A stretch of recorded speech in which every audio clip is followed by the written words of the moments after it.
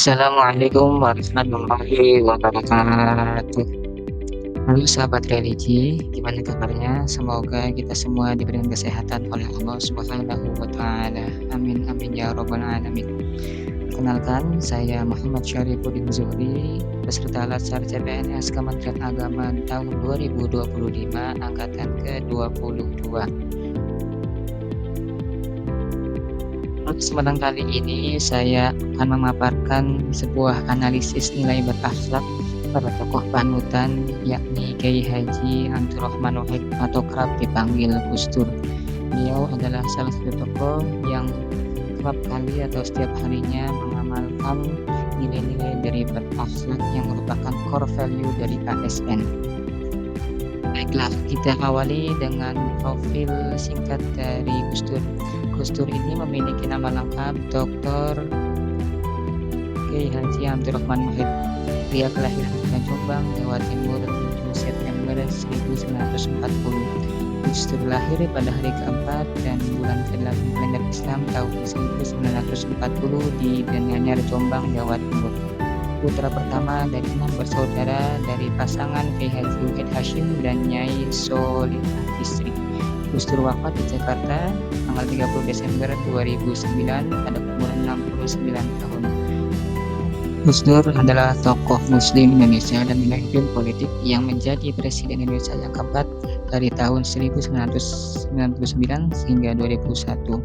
Abdurrahman Wahid adalah mantan Ketua Tanfiziyah atau Badan Eksekutif Nahdlatul Ulama dan pendiri Partai Kebangkitan Bangsa.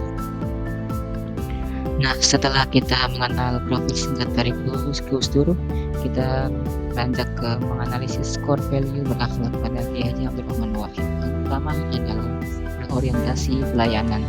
Penerapan nilai-nilai orientasi pelayanan yang sudah dimiliki Gus Dur yaitu dengan melakukan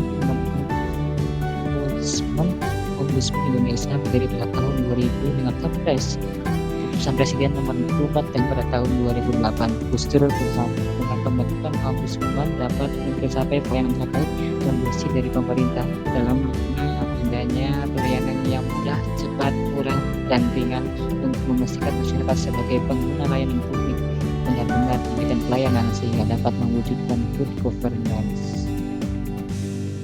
Kemudian yang kedua adalah akuntabel. Masa pemerintahan Abdurrahman Wahid muncul Kitab MPR nomor 11 MPR 1998 tentang pengelolaan negara yang bersih dan bebas KKN.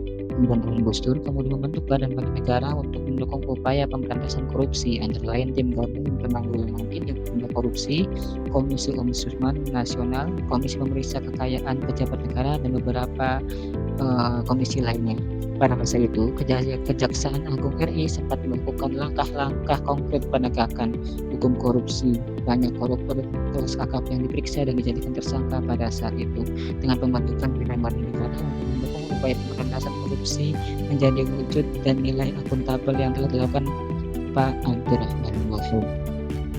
Berikutnya yang ketiga adalah nilai kompeten. Nilai kompeten ini telah dibuktikan oleh Gus Dur dengan meningkatkan kompetensi beliau dalam ilmu agama juga ilmu modern. Beliau juga telah menempuh pendidikan baik di pesantren maupun di universitas luar negeri, seperti pada tahun 1977 Gus Dur bergabung ke Universitas Hasyim Asy'ari sebagai dekan Fakultas Praktik Kepercayaan Islam. Selain itu, beliau juga memperoleh gelar doktor kehormatan dari berbagai lembaga pendidikan luar negeri yaitu Thailand, Prancis, Belanda, India, Jepang, dan Korea Selatan. Selanjutnya adalah nilai harmonis. Penerapan nilai harmonis ini dibuktikan dengan sebutan beliau sebagai Bapak Pluralisme. Julukan kepada Gus Dur itu karena dirinya sangat menghargai keberagaman dan berbagai hal, terutama keberagaman suku, agama, dan ras. Gus Dur juga menghilangkan diskriminasi terhadap etnik Tionghoa dengan instruksi Presiden atau Impres nomor 6 tahun 2000 yang dikeluarkan tanggal 17 Januari tahun 2000 untuk mencabut Impres 14 tahun 1967 tentang agama, kepercayaan, dan adat istiadat Cina. Nilai dasar ASN yang kelima adalah loyal. Penerapan nilai loyal pada Gus Dur adalah melestarikan pemikiran pribumisasi Islam. Pribumisasi Islam adalah bagaimana Islam sebagai ajaran yang normatif, berasal dari Tuhan diakomodasikan ke dalam kebudayaan yang berasal dari manusia tanpa kehilangan identitasnya masing-masing, sehingga kita tidak berbudaya Islam ke Arab-Araban. Kemudian analisis nilai dasar pasangan adalah adaptif.